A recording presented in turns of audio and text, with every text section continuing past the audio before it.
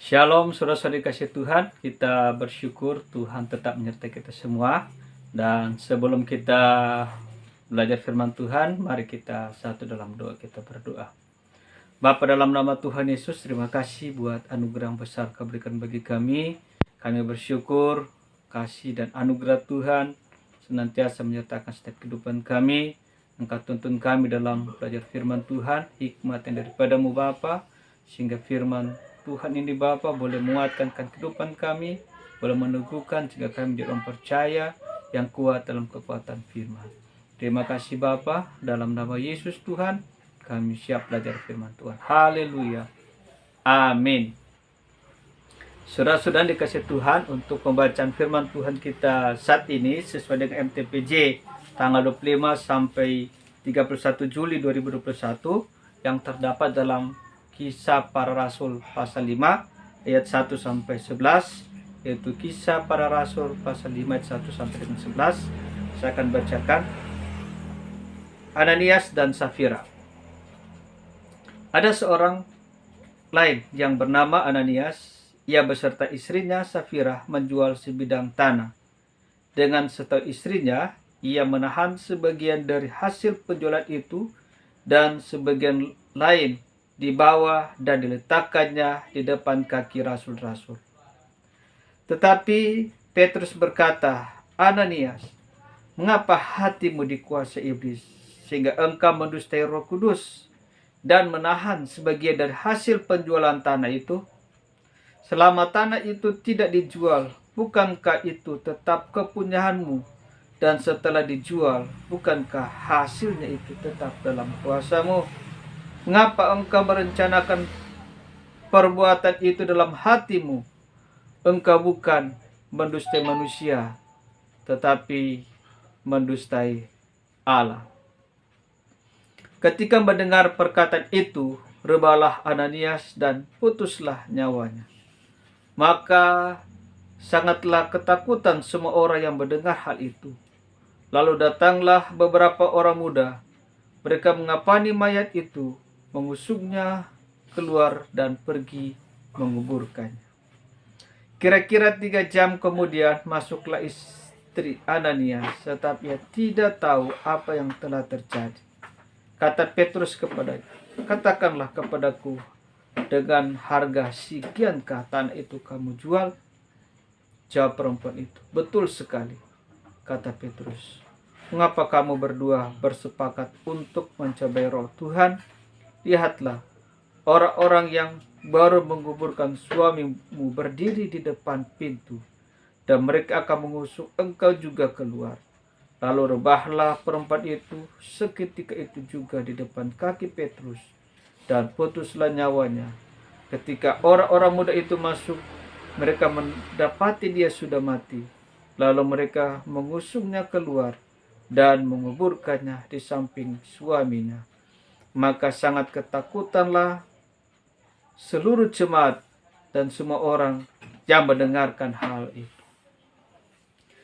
Saudara kasih Tuhan, berkati oleh Tuhan Yesus Kristus dalam pembacaan firman Tuhan ini mengajar bagi kita bagaimana kita memberikan persembahan kepada Tuhan dengan sepenuh hati, dengan sungguh hati, saudara kasih Tuhan.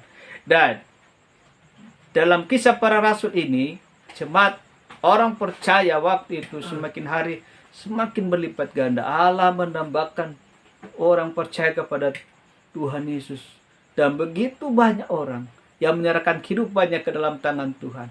Begitu banyak orang yang percaya kepada Tuhan. Sehingga di pasal 4, di ayat yang ke-32 mengatakan, adapun kumpulan orang yang telah percaya itu, sudah ada kumpulan, mereka berkumpul, mereka sehati, mereka sejiwa, saudara kasih Tuhan.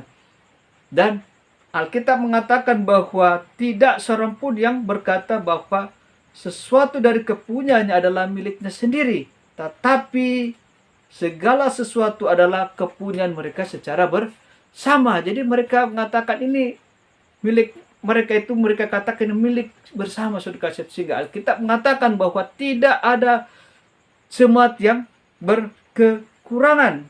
Di ayat 34, sebab tidak ada seorang pun yang berkekurangan di antara mereka, karena semua orang yang mempunyai tanah atau mempunyai rumah Ketika mereka menjual kepunyaan itu dan hasil dari penjualan itu mereka bawa dan mereka letakkan di depan kaki rasul-rasul.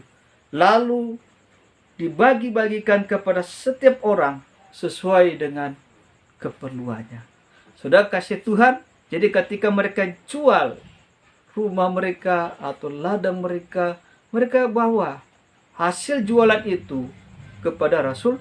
Mereka letakkan di depan kaki rasul-rasul, dan hasil itu mereka bagi kepada jemaat sesuai dengan keperluan.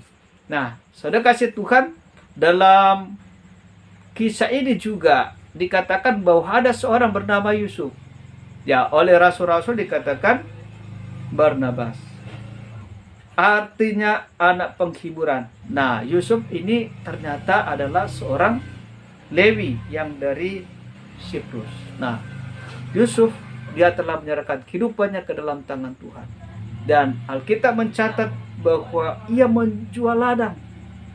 Dia jual dari ladang dan miliknya itu lalu membawa uangnya itu dan meletakkannya di depan kaki rasul-rasul. Nah, hasil dari jualan itu, uang itu diletakkan ke kaki rasul-rasul. Nah, di pasal 5 ayat 1 dikatakan begini, ada seorang lain. Nah, sudah kasih Tuhan, ada yang lain juga sudah kasih, yang bernama ada dia, sudah kasih Tuhan. Nah, ketika Ananias melihat, ya pasti Ananias melihat ternyata ada seorang yang menjual ladangnya dan dia juga ingin ikut untuk menjual propertinya, sudah kasih Tuhan. Dia berkata, dia dan istrinya menjual sebidang tanah, dan dengan sepengetahuan istrinya, ia menahan sebagian dari hasil penjualan itu dan sebagian lagi dibawa dan diletakkan di depan kaki rasul. Nah, ternyata sudah kasih Tuhan, ketika dia menjual sebidang tanah, sepengetahuan dengan istrinya, dia bawa hasil jualan itu. Ternyata dia tidak bawa sepenuhnya, dia tidak bawa seutuhnya, tetapi dia bagi dua, sudah kasih Tuhan. Setengahnya untuk dirinya dan setengahnya dia letakkan di depan kaki dari rasul-rasul. Dia serahkan dengan sukacita, dengan kebanggaannya. Dia mengatakan, saya juga bisa mempersembahkan ini. Di bawah sudah kasih Tuhan. Tapi apa yang terjadi sudah kasih Tuhan? Ketika dia mempersembahkan, dia bawa hasil jualannya, tetapi dia tidak bawa sepenuhnya. Pada waktu itu jemaat mula-mula mengatakan bahwa di ayat yang ke-32 di pasal 4 mengatakan, mereka sehati dan sepikir, dan tidak seorang pun yang berkata bahwa sesuatu dari kepunyaannya adalah miliknya sendiri, tetapi segala sesuatu adalah kepunyaan mereka bersama. Nah, kita lihat di sini ada satu perbedaan yang sudah kasih Tuhan. Di pasal sebelumnya dikatakan mereka sehati sepikir, milik mereka milik bersama. Ketika mereka jual, hasil jual itu mereka serahkan semua. Tetapi kita lihat di sini, Ananias ketika dia menjual ladangnya, dia menjual sebidang tanahnya, sudah kasih Tuhan, dia bagi dua. Dengan sepengetahuan dia bagi dua, setengah untuk dia dan setengah dia bawa diletakkan di depan kaki rasul-rasul. Dengan senang, dengan sukacita. Tapi apa yang terjadi sudah kasih Tuhan? Nah, kita lihat di sini sudah kasih Tuhan di ayat ketiga. Dikatakan begitu. Tetapi Petrus berkata, Ananias, nah, mengapa hatimu dikuasai iblis sehingga engkau mendustai Roh Kudus dan menahan sebagian dari hasil penjualan tanah itu? Nah, saudara kasih Tuhan, diberkati oleh Tuhan Yesus Kristus, Ananias, ya, ternyata Ananias ini tidak jujur. Dia serahkan dengan penuh kebanggaan, sehingga orang yang berada di sekitar situ, jemaat yang berada di sekitar situ, yang mereka juga pasti sangat senang bergembira dan berkata, wah, Ananias luar biasa, dia telah jual sebidang tanahnya dan serahkan semuanya. Nah, di sini yang ketidakjujuran dari Ananias.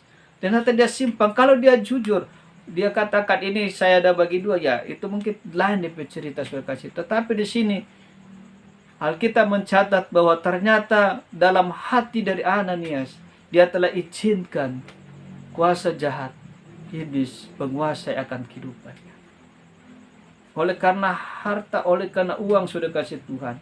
Akar dari segala kejahatan adalah mencintai uang.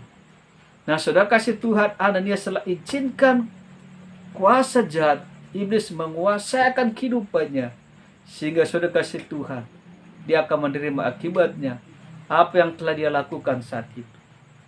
Di sini dikatakan bahwa di ayat ketiga saya akan baca lagi, tetapi Petrus berkata, Ananias, mengapa hatimu dikuasai iblis sehingga engkau mendustai Roh Kudus dan menahan sebagian dari hasil penjualan tanah itu, selama tanah itu tidak dijual? Bukankah itu tetap kepunyaanmu? Dan setelah dijual, bukankah hasilnya itu tetap dalam kuasamu? Mengapa engkau merencanakan perbuatan itu dalam hatimu? Engkau bukan mendustai manusia, tetapi mendustai Allah. Petrus mengatakan bahwa, Ananias, kenapa hatimu dikuasai oleh iblis? Ini juga menjadi peringatan bagi kita semua, saudara kasih Tuhan. Jangan biarkan iblis menguasakan kehidupan kita. Jangan izinkan kuasa iblis bersarang dalam setiap kehidupan kita. Ini jadi peringatan bagi kita semua. Ananias dengan sukacitanya dia memberi. Tetapi sudah kasih Tuhan, pemberian ini membawa malapetaka dalam kehidupannya.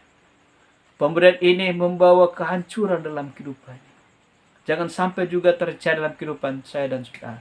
Ketika kita memberi, akhirnya kita bukan mendapatkan berkat, tapi ketika kita mendapatkan seperti Ananias.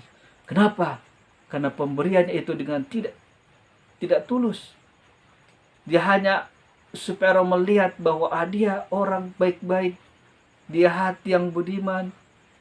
Ternyata sudah kasih Tuhan, hatinya telah dipenuhi dengan kuasa-kuasa jahat oleh iblis. Dia telah merencanakan hal-hal yang lain, sudah kasih Tuhan. Dia telah mendustai Tuhan. Sehingga apa yang terjadi, sudah kasih Tuhan, ketika mendengar perkataan itu, rebahlah Ananias dan putuslah nyawanya. Sudah kasih Tuhan, ini luar biasa sekali, sudah kasih Tuhan.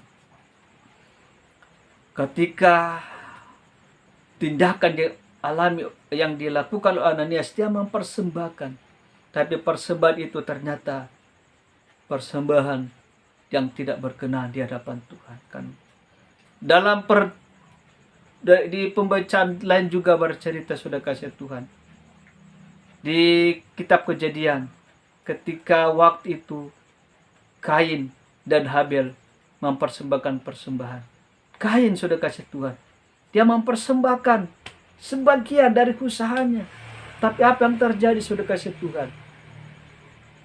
Persembahan itu tidak diterima oleh Tuhan. Ada lagi, sudah kasih Tuhan dalam Alkitab, anak dari Imam Harun. Dalam Imamat, saya akan bacakan dalam Imamat pasal yang ke-10 dikatakan begini, ayat 1.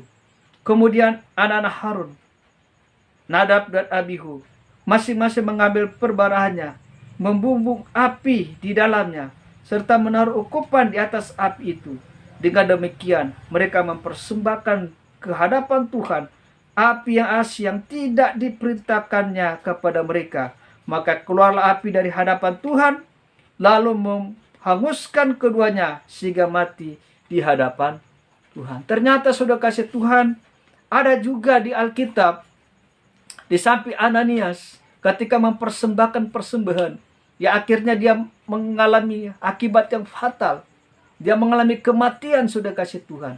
Anak Harun juga, sudah kasih Tuhan. Mereka adalah imam. Mereka mempersembahkan korban.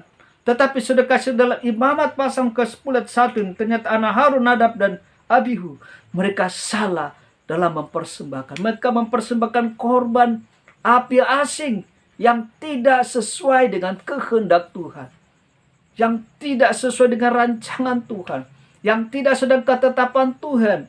Sehingga apa yang terjadi, saudara kasih Tuhan? Anak-anak Harun ini, Nadab dan Abihu, akhirnya mati. Mereka mempersembahkan korban, mereka mempersembahkan persembahan, sudah kasih Tuhan, tetapi mereka salah dalam persembahan. Sudah kasih Tuhan, berkati oleh Tuhan Yesus Kristus. Pelajaran tentang Ananias sudah menjadi pelajaran bagi kita semua. Bagaimana ketika kita mempersembahkan. Ketika kita mempersembahkan dalam ketulusan dan kejujuran itu. Tetapi ketika kita mempersembahkan seperti Ananias, tidak jujur sekaligus Tuhan. Ada rencana-rencana yang Alkitab katakan di sini, dia punya rencana, tapi rencana yang tidak sesuai dengan kehendak Tuhan. Dengan akhirnya apa yang sudah kasih Tuhan, persembahan ini membawa dia kepada kematian. Nah, mari kita lanjut dulu, saudara kasih Tuhan, diberkati oleh Tuhan Yesus. Di sini setelah 3 jam kemudian, kira-kira 3 jam kemudian, masuklah istri Ananias, tetapi ia tidak tahu apa yang telah terjadi. Kata Petrus kepadanya, katakanlah kepadaku dengan harga sekiankah tanah itu kamu jual? Jawab perempuan itu, betul sekali.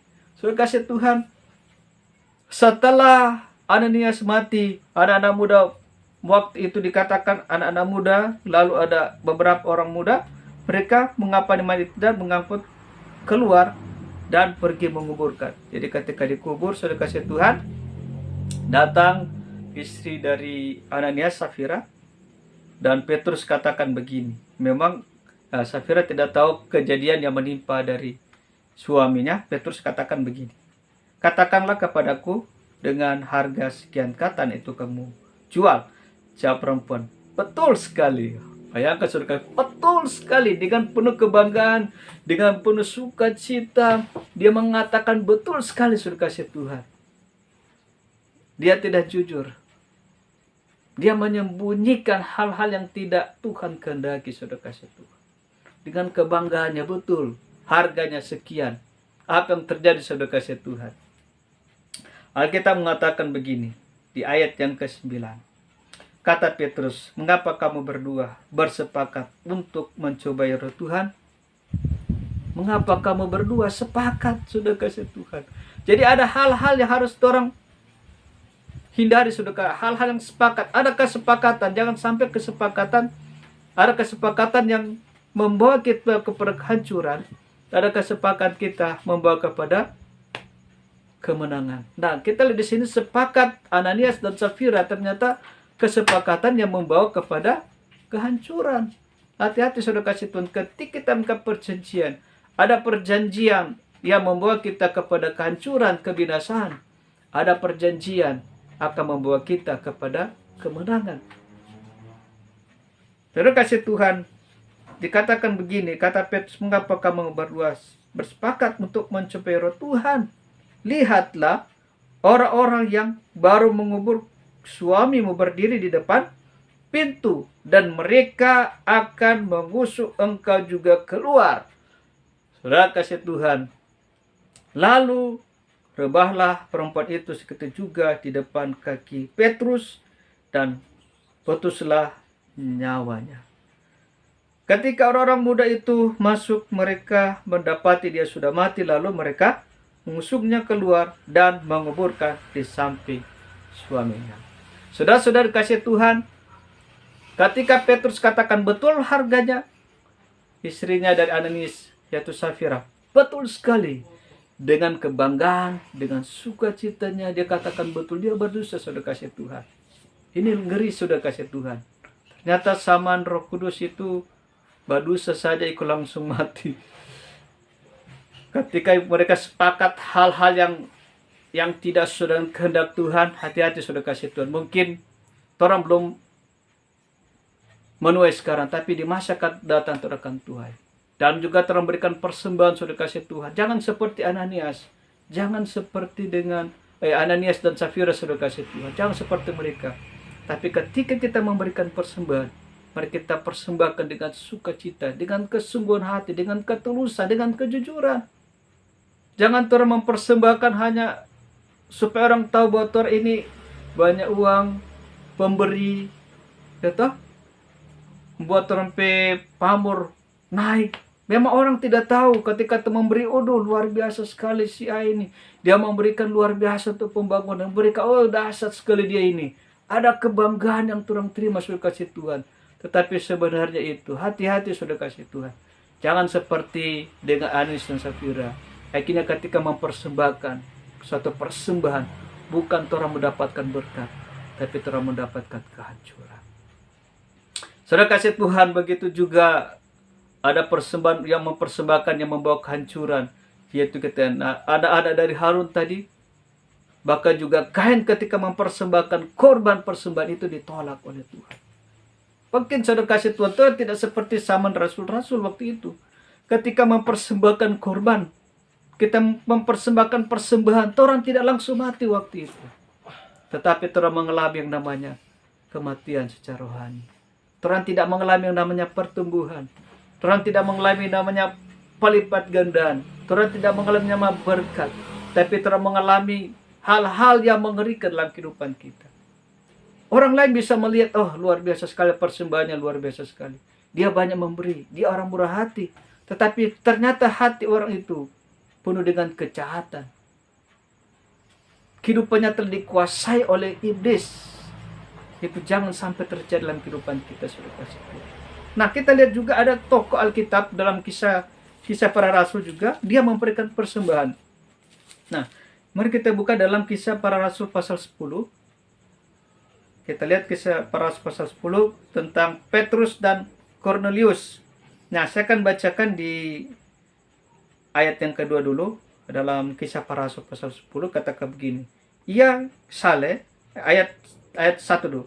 Di Kaisarea ada seorang yang bernama Cornelius, seorang perwira pasukan yang disebut pasukan Italia.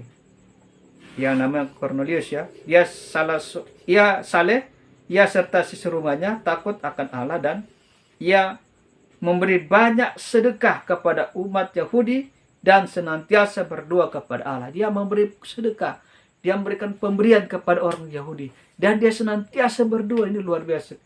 Dia memberi dan dia berdoa. Dalam suatu penglihatan kira-kira jam 3 petang, jelas tampak kepadanya seorang malaikat Allah masuk ke rumahnya dan berkata kepadanya, Cornelius. Ia menatap malaikat itu dan dengan takut dia berkata, ada apa Tuhan? Jawab malaikat itu, semua doamu dan sedekahmu telah naik ke hadirat Allah dan Allah mengingat engkau.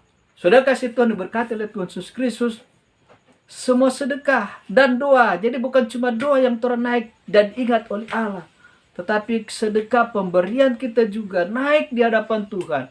Dan ketika kita memberi dalam ketulusan, kita memberi dalam kejujuran, kita memberi dengan sepenuh hati, sebagaimana Yesus berkata kepada murid-muridnya, coba kamu lihat, janda mempersembahkan persembahan dengan sepenuh hati, segenap hati.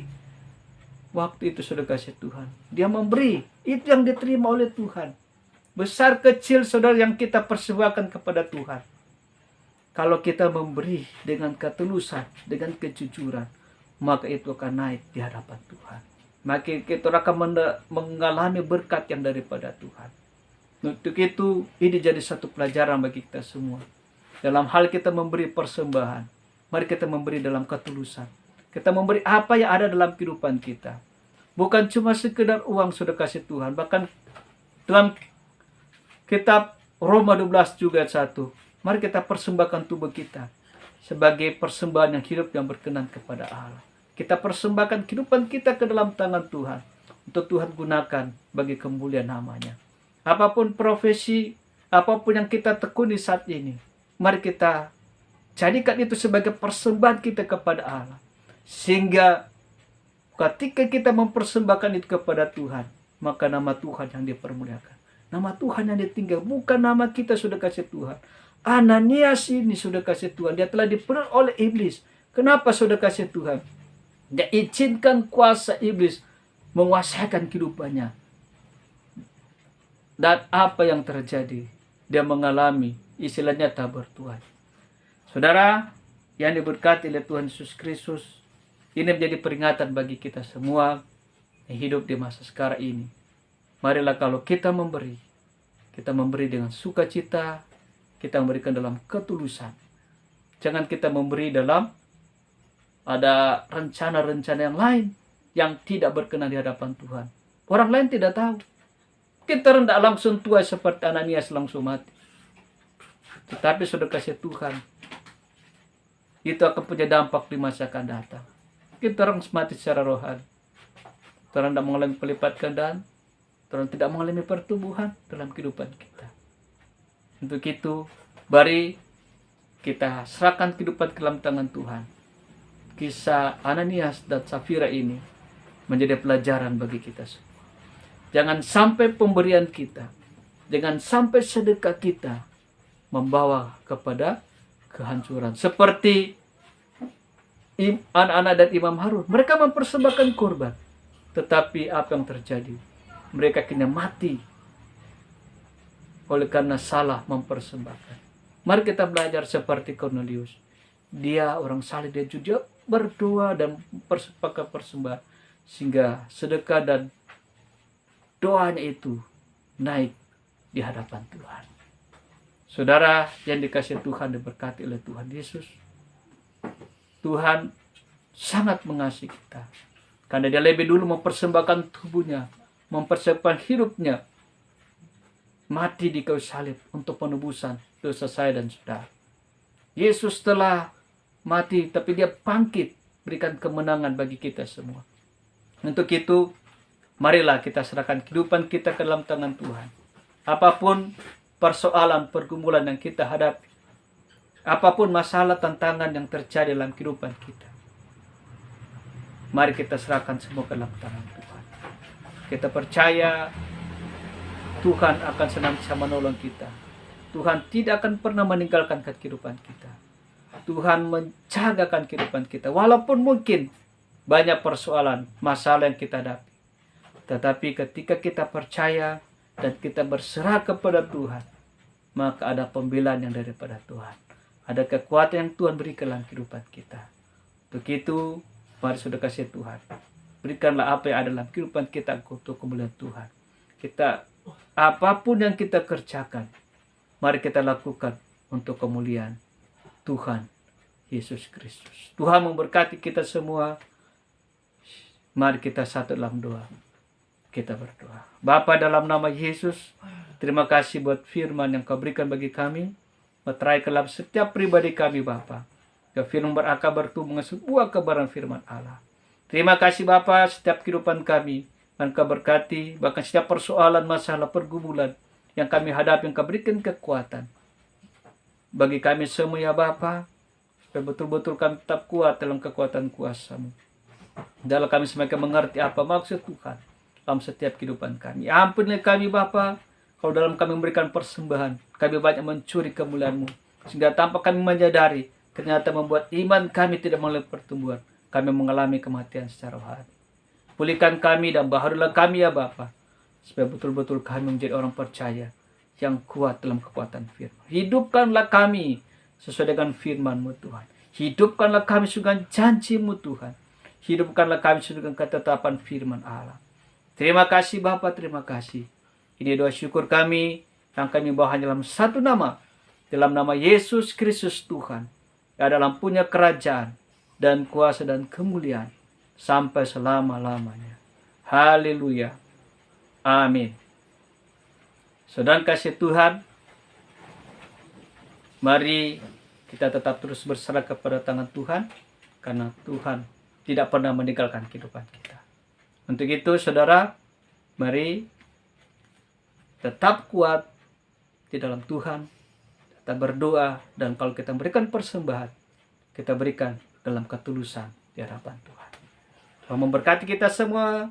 Shalom, damai di hati, dan saudara kasih Tuhan.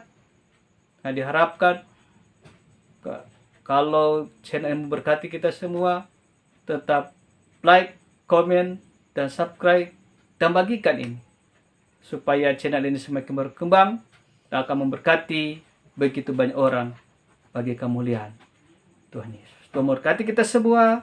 Shalom, damai di hati.